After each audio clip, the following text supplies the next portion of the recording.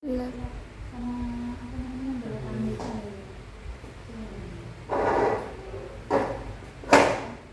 Terus diceknya mesti on.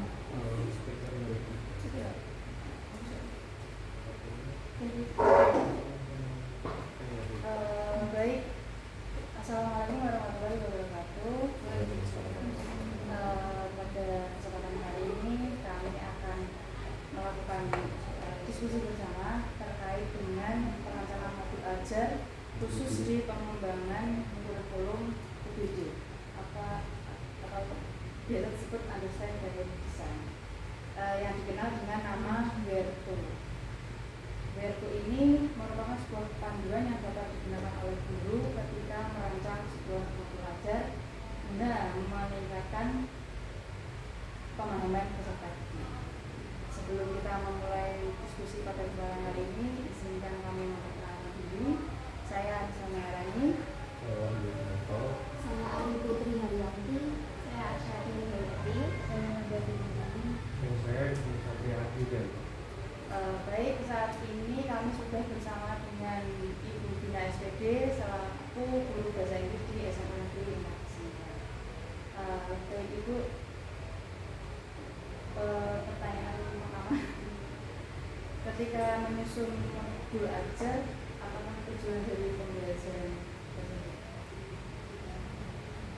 Ketika menyusun modul ajar, tujuannya ada di CP ya, ada di CP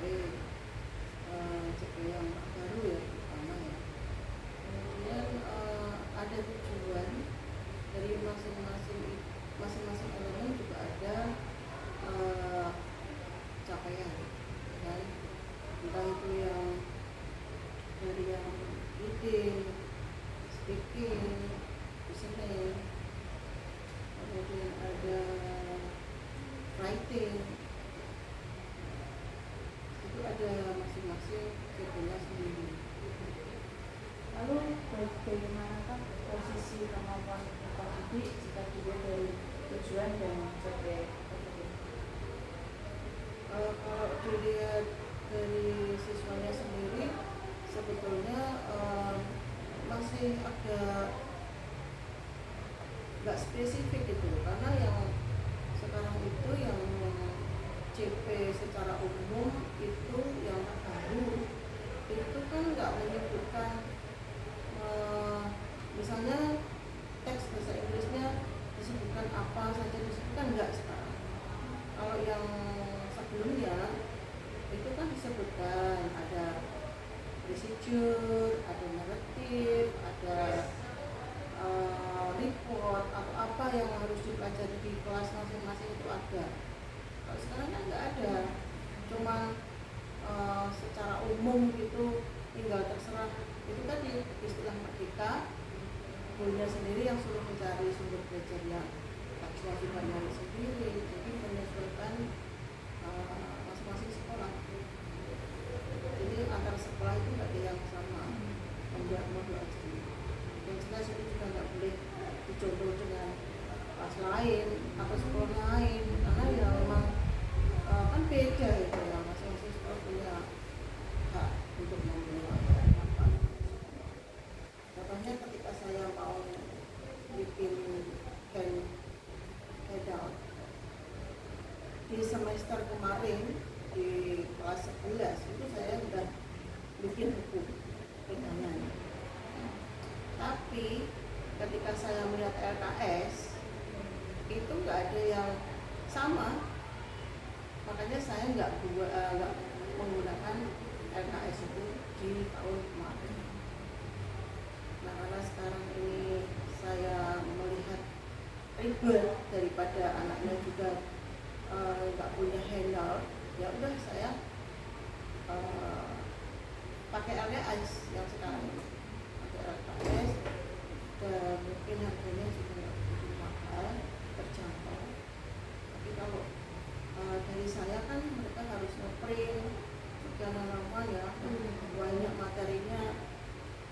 Nah sebetulnya itu kreatif juga bagi guru ya, cuman anaknya kan kadang bawa buku tebel itu kan nggak semuanya suka, malah suka yang LKS di gitu jadi beda ya gitu.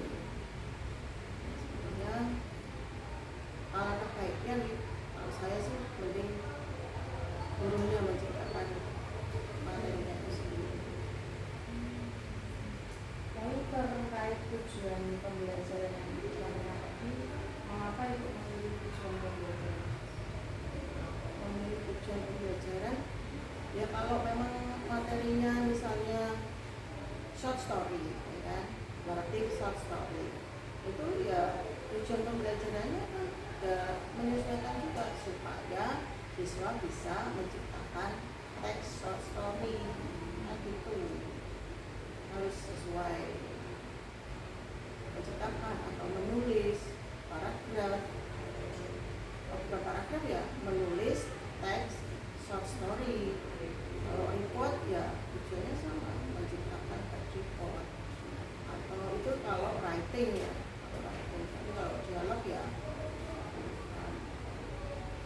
diharapkan siswa dapat menciptakan dialog untuk report, recount, harus bikin ya bikin menciptakan teks itu. Berarti untuk belajar yang dilakukan tergantung dengan teks apa yang akan dipelajari. Kalau uji kinerja itu kan ada 6 kebetulan: performance demonstration, showcase, skill demonstration, portfolio presentation, sama live performance.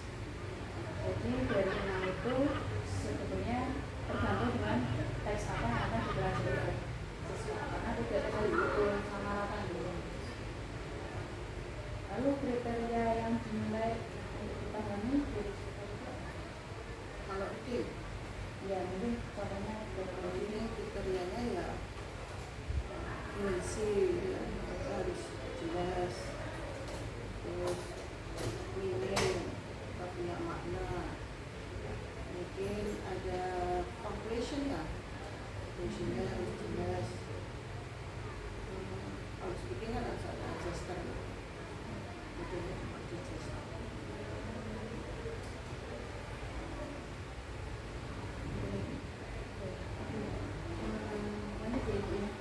Untuk pertanyaan selanjutnya itu tadi kan sudah disampaikan terkait tujuan pembelajaran, pertanyaan ini bagaimana caranya ibu-ibu menduga siswa itu untuk menggunakan ide-ide mereka dan melakukan. Kalau caranya membuka sih ada istilah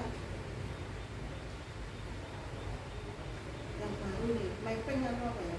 Mapping siswa diferensiasi itu kan ada juga tuh. Jadi dalam satu kelas itu kan ada siswanya mungkin ya, mungkin apa heterogen, heterogen, dan masing-masing siswa itu punya hobi sendiri-sendiri. Yang semua itu nggak ada. Nah, tujuan dari diferensiasi itu kan memahami siswa untuk punya perbedaan-perbedaan minat bakat untuk di situ ya.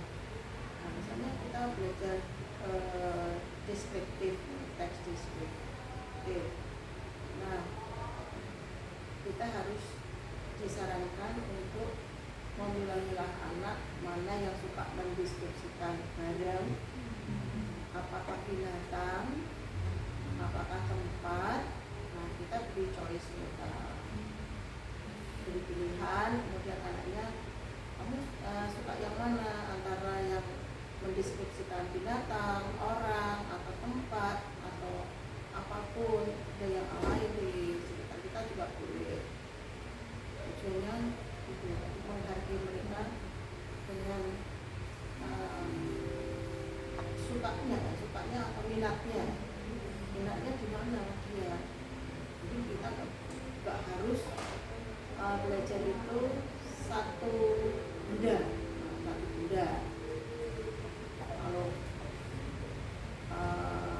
Kalau binatang semua nggak, jadi boleh benda yang lain. Untuk situasinya Bu, dia kan sudah nih ibu membuka ide-idenya agak keluar gitu. Lalu situasinya seperti apa sih Bu yang membuat ide-ide tersebut itu bisa sebenarnya itu bisa menarik untuk dipelajari apa sesuatu menarik dan konflik. Nah di dalam mereka memilih tadi benda yang dia pilih pasti yang dia sukai kan. Saya misalnya mengatakan coba di antara kalian yang suka menggambarkan atau mendeskripsikan tempat sejarah siapa, kita bikin list di papan tulis itu dibikin list place of history akhir yang pertama. Yang kedua kita bikin animal mendeskripsikan data itu sampai berapa, boleh 5 boleh 4 terserah kita. Habis ditanya nih anaknya, didengerin dulu, oh Pak Edi bilang ada yang ini, listnya kan sesuai bagian. Sesuai dengan Dia maju sendiri mau milih yang mana, oh saya yang ini aja, boleh sampai terpenuhi anaknya, sampai semuanya terpenuhi. ada empat. Lalu Ibu bagaimana pendekatan penyampaian yang materi sehingga menghasilkan minat dan keingin-tahuan kepada murid? Pendekatannya ya sambil menjelaskan kalau kamu milih list of history, setidaknya kamu boleh browsing. Misalnya yang dipilih jejak hidup, misalnya, ya dia harus browsing materi itu supaya lebih tertarik. Tidak hanya gambarnya saja, tapi teksnya juga dia boleh browsing. Dan itu juga mempermudah dia untuk mengembangkan kalimat yang mungkin di situ hanya beberapa paragraf bisa digunakan di paragraf tambah sendiri. Lalu selanjutnya peluang yang seperti apa yang bisa menopang minat belajar, terutama ketika keadaan pembelajaran terasa sulit bagi siswa karena bahasa Inggris kan bukan bahasa asal yang Biasanya kalau mereka mengalami kesulitan itu saya mengarahkan penambahan paragraf. Di salah satu paragrafnya biasanya saya ngasihnya coba bikin paragrafnya sekitar 250 kata. Itu kan standar ya. Dan anak-anak kan kadang tidak mendapatkan 250, kurang kan. Nah, itu saya suruh nambah. Coba di yang paragraf 1 ini ditambahkan dengan kalimat sendiri. nanti ada gangguan dari Penambahan ini yang cocok gimana Bu, nanti konsultasi lagi ke saya kalau seperti ini gimana Mem, oh ya sudah bagus, nanti kalau sekiranya masih kurang sedikit tambah lagi. Intinya juga ada draftnya. jadi nanti itu menjadi pembakaran. Pertanyaan lainnya ya Bu. Lalu hambatan apa yang menimbulkan kesulitan pengambilan resiko, rendahnya imajinasi dan kurang berani untuk mempertanyakan dan ketidakmampuan untuk memutuskan. Kadang kan siswa kan kayak masih ragu-ragu itu apa enggak begini buat ngomong pendapat mereka, itu biasanya hambatan yang ditimbulkan tuh apa itu? Ya hambatannya karena mereka kosakatanya terbatas. Kosakata bahasa Inggris itu kan tidak semua menguasai. Perbatasan kosakata di anak-anak itu memang harus digali. Ya, kalau saya sih dulu pernah mengambil trik menghafalkan V1, V2, V3. Seminggu berapa? Semuanya, nanti stop. Tapi itu juga harus telaten karena nggak semua anak mampu juga. Tapi kalau kita mau telaten juga bisa. Dia harus sebanyak berapa? Porsinya sedikit. Bertahap dari Pertanyaan selanjutnya ini terkait dengan eksplorasi. Jadi bagaimana caranya peserta didik akan terlibat dalam mengeksplorasi ide besar dan pertanyaan penting? Explore. Biasanya kalau explore itu ada hubungannya dengan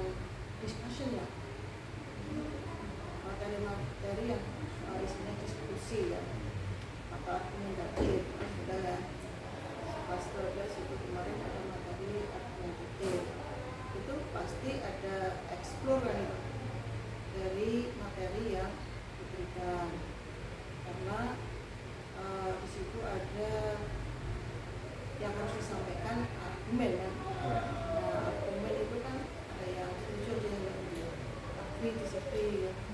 Nah, terus ya paling tidak ya anak juga diberikan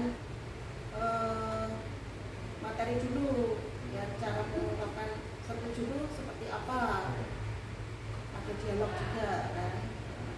Kalau secara sederhana memang menggunakan dialog.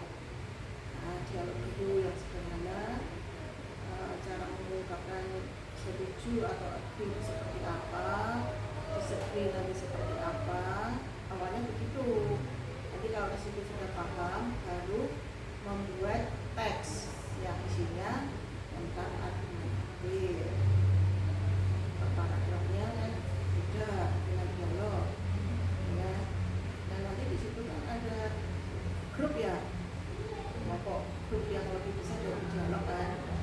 Kalau dialog cukup berdua, kalau yang argumentatif kan mungkin bisa 3, mungkin bisa berapa orang, gantung nanti ada berapa pendapat ya. Nanti anak akan mengungkapkan apa yang mereka pahami di tema yang diberikan oleh gurunya. Mereka misalnya isu yang baru-baru ini apa gitu kan, mereka lebih pintar kan. Karena browsing sedemikian rupa sehingga nanti dengan bahasanya dia sendiri, draftnya dia buat, ketika berkelompok itu kan dia sudah bisa bagi kamu jadi ini.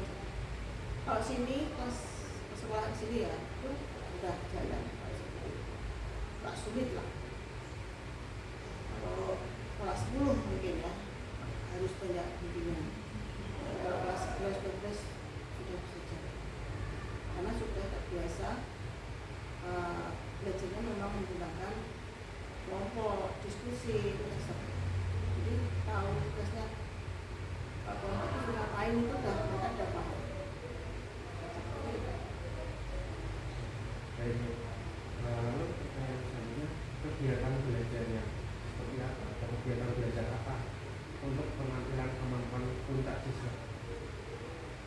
Kemampuan ya ketika ada diskusi, mereka bisa menyampaikan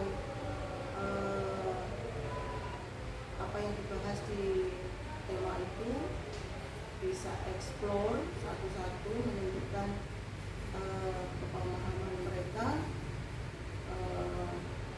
baik itu dia sebagai pembicara ya, pembicara atau laporan atau apa, semua kan dapat nilai di situ.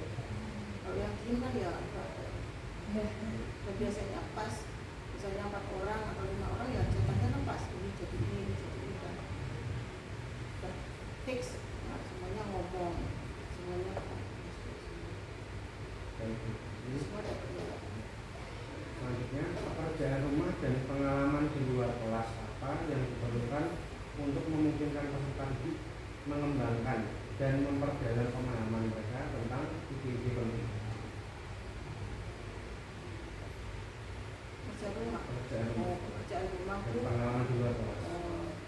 kalau pekerjaan rumah itu ya sebetulnya kan hanya sebagai pengayaan juga bisa. Selain pengayaan, sebelum pembelajaran mereka diberikan apa ya istilahnya rambu-rambu ya. Misalnya besok nih mau belajar kita SMP ya, malam itu atau setelah maghrib lah, itu mereka di WA gitu, materi besok ini silakan baca page ini. Itu sudah memberikan dia untuk mau belajar di situ. Harus PR itu banyak, itu udah PR, udah PR, lu baca aja supaya ketika kita masuk itu udah, kalau kita mau belajar ini kan lain daripada kita nggak ngasih apa-apa ke dia di saat itu. Dengan diawali seperti itu dia sudah paham, oh kita besok mau belajar ini, tidak ada jangan tiba-tiba masuk kelas, oke guys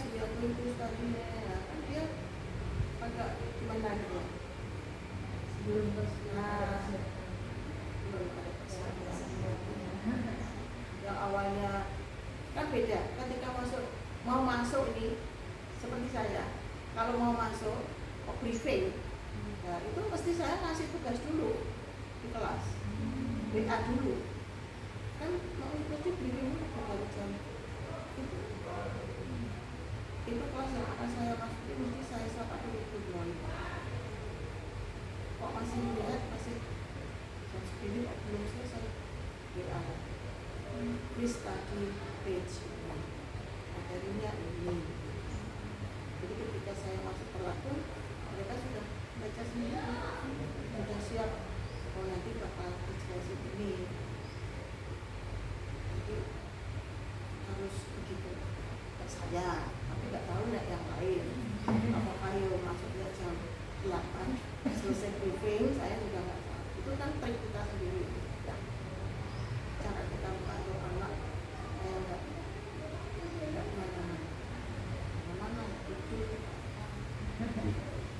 masuk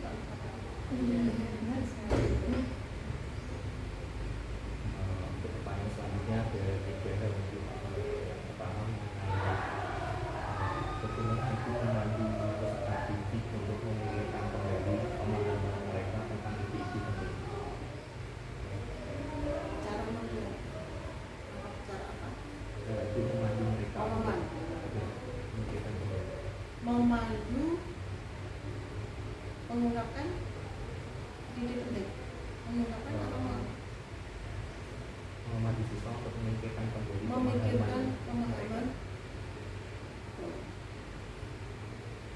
kalau di jam itu kalau di jam itu ya ketika kita mau refleksi kan ketika mau refleksi kan kita harus menyimpulkan materi di saat itu nah, itu kita bisa melakukan ini mengingatkan kembali kalau tadi kita sudah belajar materi ini kesimpulannya seperti ini tapi sebelum kita menyimpulkan anak disuruh menyimpulkan dulu betul nggak kesimpulannya dia nanti kalau dia keliru kita meneruskan tapi kalau sudah betul ya oke that's right.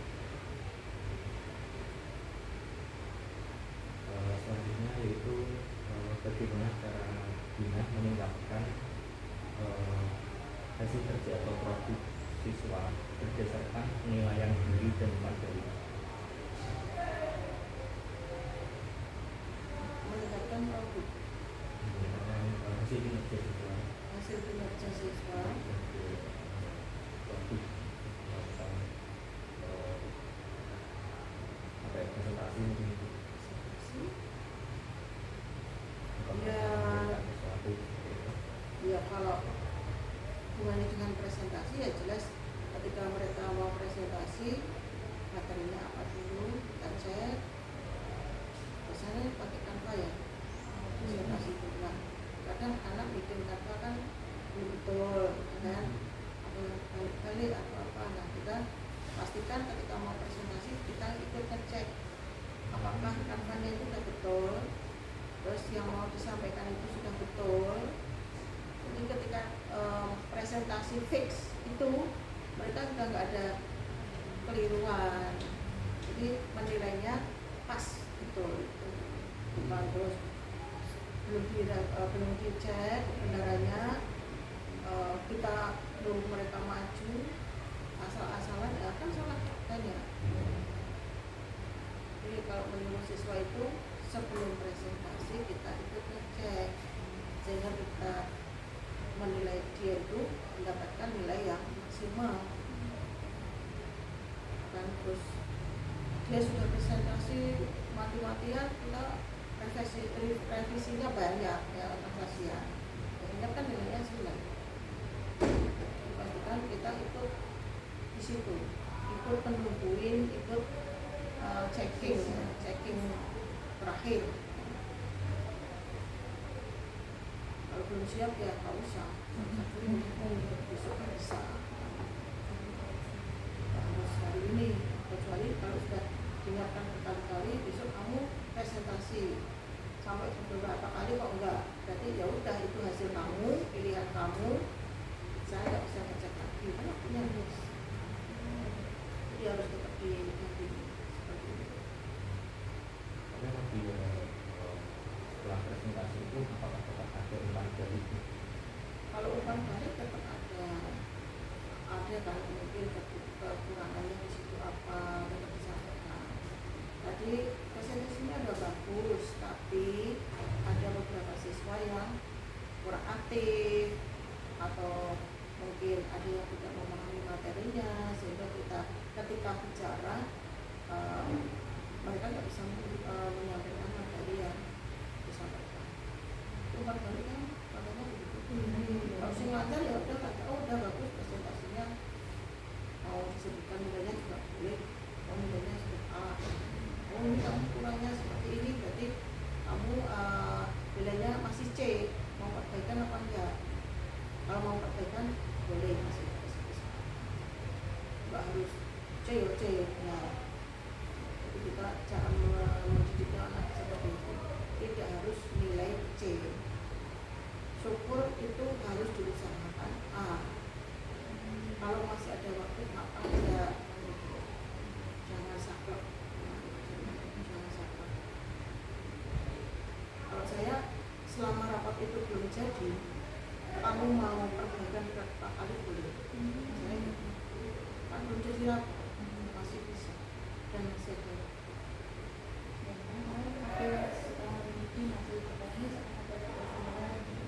Pasti minta, ini belum ada minta. Ya, saya juga gimana? Tapi Jumat kamu ngumpulin. Jumat ini loh kamu ngumpulin. Saya nggak pernah ada. Terus tambahan itu kan menjaga ketika nilai mereka jatuh, itu yang bisa ngomong. Harus setelah tes baru tahu nilainya kurang nih. Ini udah jadi rapat ya bisa. Dengan dia nggak punya nilai lagi. Kurang bisa. Ya.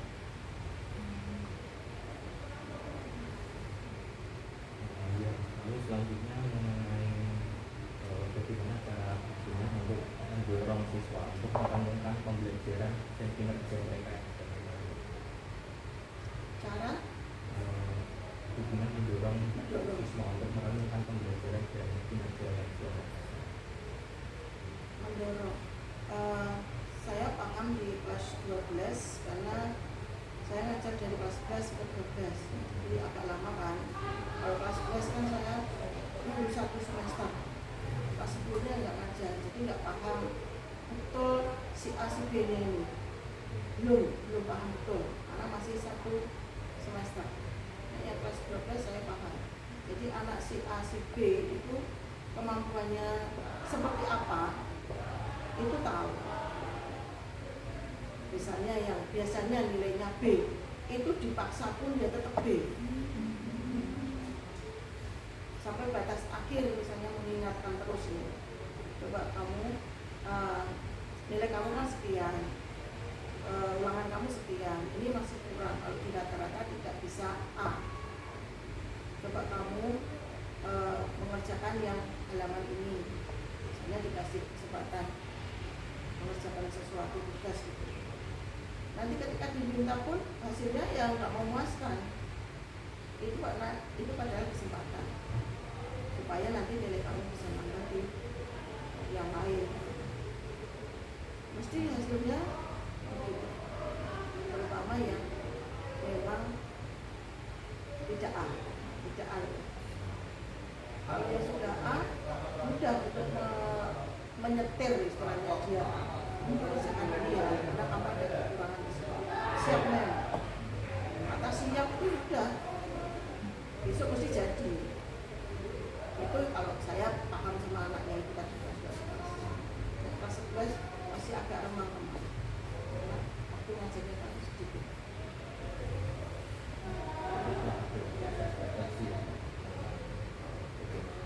Ketika pembelajaran tetap ada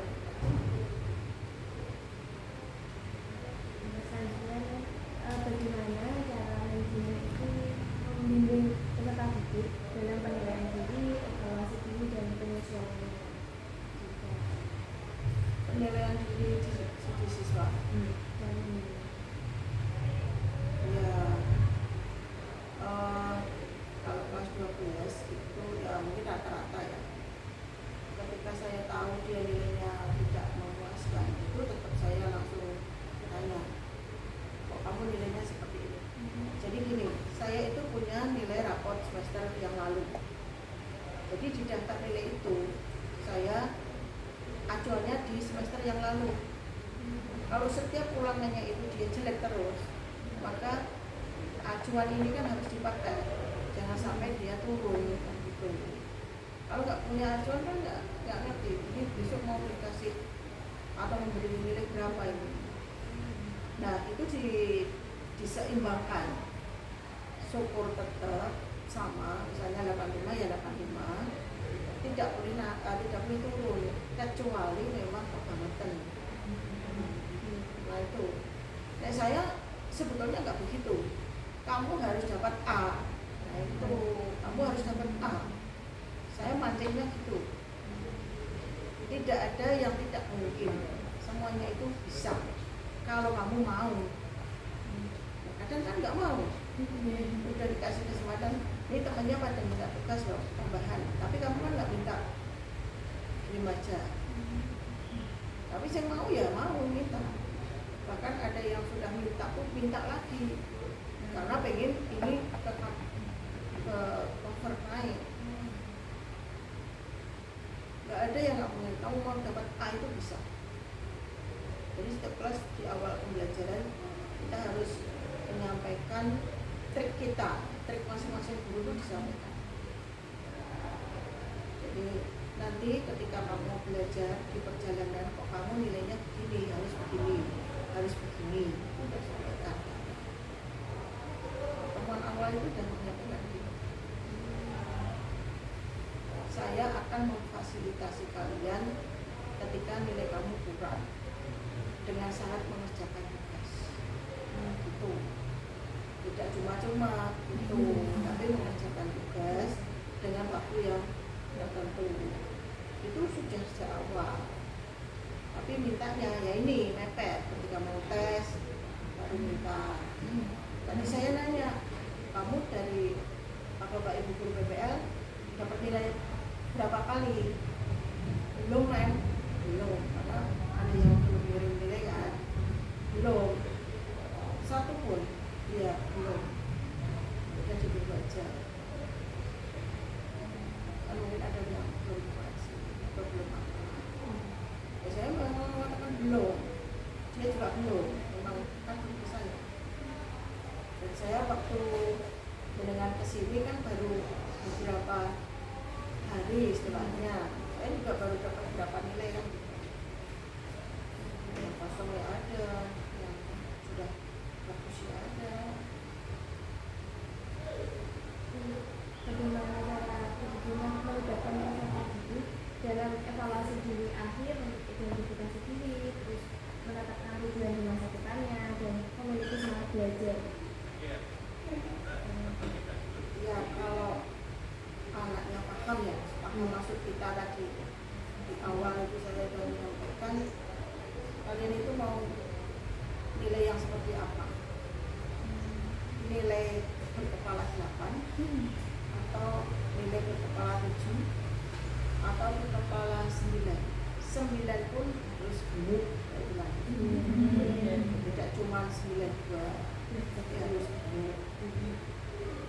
Gimana Mel? Ya 93 ke atas, masa enggak 100? Saya bilang 100 tak boleh. Itu sebetulnya kan sudah jenuh ya, sudah dalam itu. Tinggal kamu menyikapinya seperti apa, mau enggak kan gitu. Karena ada beberapa orang tua yang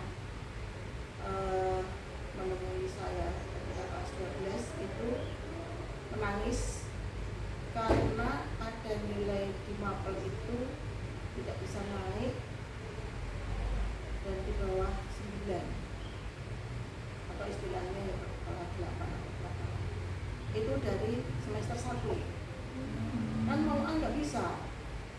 Kalau dari semester 1 5 semester ke depan 85 terus kan nggak bisa jadi A. Itu nangis, gagal masuk sini, ini tuh maksudnya apa gitu di luar sana gara-gara nilai. Nah itu kan mempersulit. Jadi ya mudah-mudahan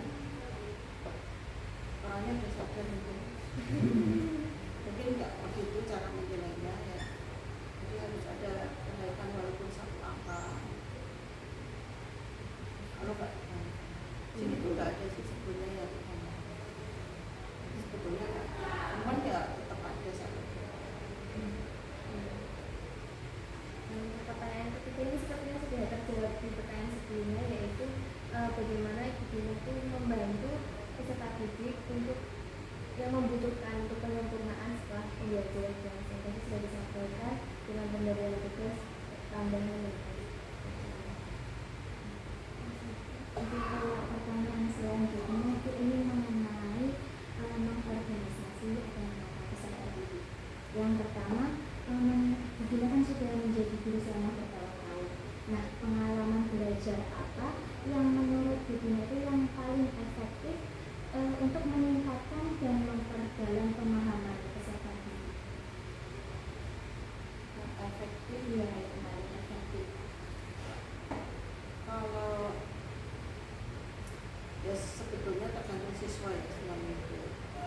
Karena kalau SMA 4 itu kan rata-rata itu menengah ke atas sebetulnya. Menengah ke atas dalam arti ilmunya enggak di sini gitu loh.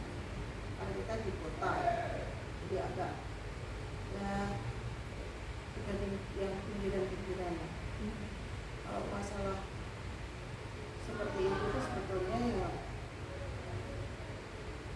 paling efektif dalam pembelajaran. Nah, kalau saya itu atau pembelajaran apa, materi apa itu atau apa? Bisa dalam untuk meningkatkan atau memperdalam pemahaman peserta didik. Ya sebetulnya ya reading itu yang agak mudah pemahamannya. Karena apa? Ketika kita ngasih soal dalam waktu yang singkat mereka bisa jawab loh tanpa hitungan jam.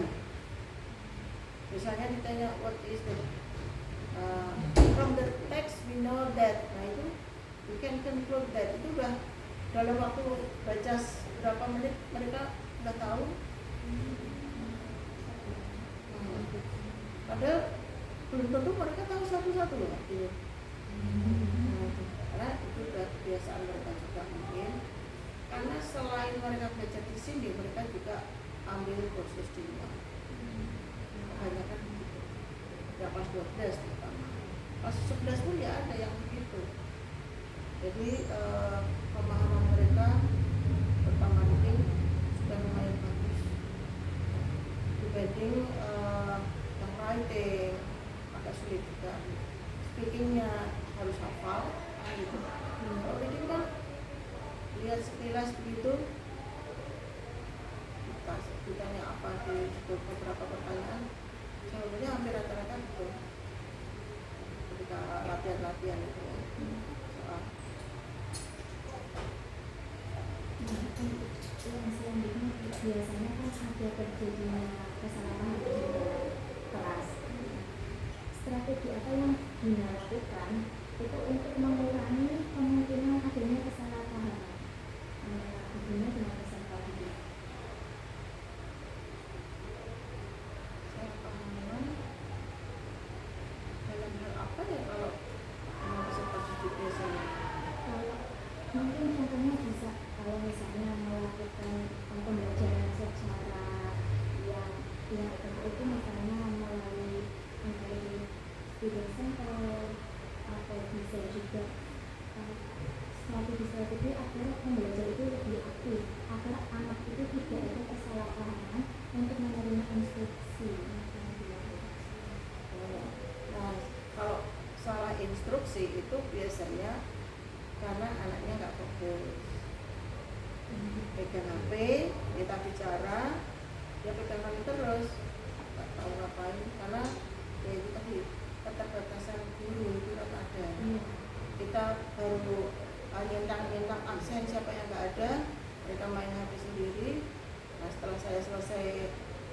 absen atau nulis apa di situ di jurnal, menyampaikan apa yang harus dilakukan di situ. Mereka nggak fokus kan bisa juga. Jadi suruh ngapain. Nah, kita mengulang lagi perintahnya. Terus teman yang lain, makanya kamu tuh dengerin, gitu. Saling menyalahkan gitu. Itu ya biasa seperti itu. Tapi sebetulnya itu bisa diantisipasi. Dilarang menggunakan HP, itu pasti fokus. Saat pembelajaran ketika tidak diizinkan. Ketika diizinkan ya silakan. Tapi ketika diizinkan ya harus masuk di tas atau di kaji. Terus sebetulnya mudah sih seperti itu ya. Tinggal kita manage waktunya itu, manage student saat pembelajaran. Ini pertanyaan terakhir Bu. Bagaimana caranya mengorganisasi peserta didik itu pada saat kegiatan di kelas, pada saat pengajaran dan pembelajaran itu, agar keterlibatan siswa itu lebih efektif dan bisa berjalan dengan optimal. Cara mengorganisasikan ya lewat belajar kelompok itu kan, itu bisa. Tapi kalau lewat sendiri individu pun sebetulnya juga bisa sih. Misalnya mengerjakan soalnya ada 100, soalnya 100, nah dibagi 36, jadi satu anak dapat berapa itu, atau soalnya berapa lah, masing-masing anak dikasih soal 5 sesuai urutan absen juga bisa. Absen 1 mengerjakan 1 sampai 5, 2 6 sampai 10, itu terus. Nanti kan diem. Karena menghadapi punyanya sendiri, nggak bisa contoh-contoh lah. Bisa. RKS gitu, saya juga gitu. Kelompok sini, saya menyebutnya RT.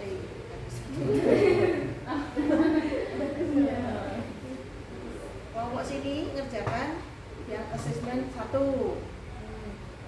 RT 2 ngerjakan asesmen berapa gitu, jadi beda. Nah sini mau dikecilkan lagi boleh, tinggal lihat soalnya ada berapa. Jadi saya suruh ngitung dari awal asesmen ini ada berapa soal, 20, oke ini 20 lagi ya, berarti kan satu tim 20 kan cepat, nggak sampai berjam-jam selesai, 1/4 jam selesai loh soal 80. Iya, nggak sulit itu, tergantung kita ngaturnya. Ya, nggak usah lama-lama. Saya nggak mau itu kelamaan. Kecuali ada kepentingan ya, diri yang lain. Kepentingan ya. Lebih efektif waktunya gitu Iya, ya. nggak usah sampai 2 jam. Kan kelamaan. 10 menit selesai.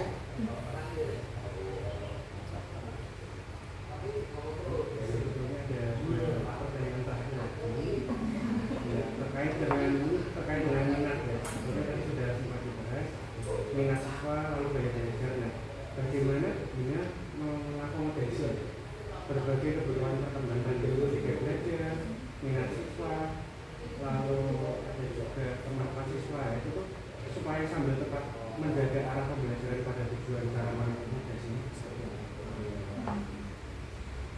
Terutama pembelajaran diferensiasi itu ya, kalau saya yang sudah saya lakukan itu memang menarik itu sebetulnya, karena minatnya kan beda-beda, senangnya beda-beda gitu. Itu saya bikin list di papan tulis, jadi ada tadi ya historical place, animal, person, thing, itu ada 4, itu bisa.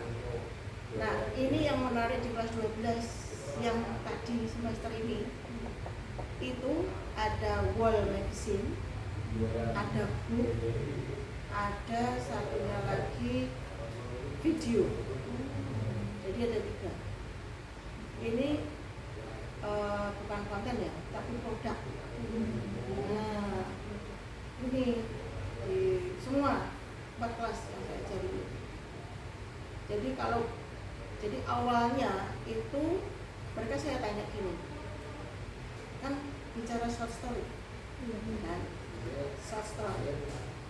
Kita akan bahas short story, tapi diawali pertanyaan yang harus kamu jawab. Apakah kalian punya cerita pendek di kelas sebelumnya? Oke, balik ke kelas 11. Punya men, punya ternyata. Di bahasa Jawa dia punya, bahasa Indonesia punya. Akhirnya apa? Ini saya combine. Kalau punya yang bahasa Jawa bisa ditransfer ke bahasa Indonesia, bahasanya, ceritanya itu. Tapi mereka pun bilang gini, saya punya buku yang bahasa Indonesia, tapi dikumpulkan di buku ini. Gitu. Oh ya, kalau masih waktu dekat itu biasanya tidak dibuang. Tas-tas itu yang kemarin dibuang, masih tersimpan. Terus saya pikir gini, berarti ini bisa bermanfaat ini cerita-ceritanya, nggak usah susah-susah bikin kan gitu. Oke, ke Bu siapa, ke Pak siapa, nanti saya carikan. Ke Bu ini kok. Nah, saya tanya ibunya yang ngajar. Bu, masih punya teks bahasa Indonesia yang cerpen. Sosok itu kan cerpen. Masih Bu. Akhirnya saya minta. Ini anak kelas 12 ada pelajaran ini mau saya suruh bikin bahasa Indonesia. Jadi masuk ke bahasa Inggris. Enggak. Jadi yang tidak ada ya bukan ada korelasi. Akhirnya semua translate ke miliknya sendiri-sendiri. Kan sendiri-sendiri. Nah, setelah translate ke Inggris, dikumpulkan yang tanggung jawab bikin buku tadi. Terus dijilid. Nah, dijilid jadi satu khusus yang nyetak buku itu. Satu kelas. Dicetak jadi satu buku. Terus yang World Magazine itu bikin majalah dinding. Jadi ceritanya yang paling bagus di kelompoknya dia itu dibagi 3 kelompok ya. Jadi tadi World Magazine, book sama video. Diambil cerita yang menurut kamu menarik, bagus, diambillah dia satu. Bagus mana? Satu apa 3 ya? Saya ngambilnya 3 dari kelompok 36 dibagi 3 berarti 12 itu membuat World Magazine 3 kelompoknya yang beda-beda ceritanya. Nah, mereka ada nyari ini teksnya juga yang bagus mana, akhirnya jadi World Magazine. Yang satu lagi video, ambil cerita yang menarik di grup yang video. Nanti kamu retelling, cembung, cerita bersambung 12 itu tanda-tanda itu tak suruh hafal. Buat catanya sendiri-sendiri. Semua 3 bulan. Jadi saya nek masuk pertama itu enggak ngasih materi sing mana itu enggak, malah menyimpang. Enggak ada apanya di situ. Sing menurut dia itu gampang.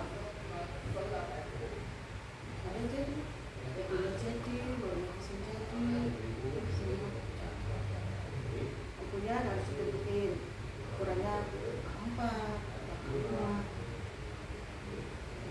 terkait dengan diferensiasi tadi buku dan video itu bagaimana itu menyesuaikannya dalam rencana pembelajaran, lalu bagaimana cara memaksimalkan keterlibatan siswa dan juga efektivitas pembelajaran. efektif, jelas efektif karena semuanya sudah siap, barangnya sudah ada, kan tinggal kerjanya dia translate itu 1 minggu jadi. Kalau nggak jadi saya yang ngejar-ngejar. Gimana translate itu tetap didampingi, gak dilepas 3 bulan itu enggak. Cover konsultasi, cara terjemahkan konsultasi itu setiap saya masuk pasti saya tanya. Sedangkan yang harusnya diajarkan di jam-jam itu saya abaikan dulu, karena biasanya di awal-awal itu kan nggak efektif. Saya manfaatkan gitu. Selesainya nanti pas 3 bulan. Jadi semuanya terlibat di situ. Bikin seperti itu. Itu ya.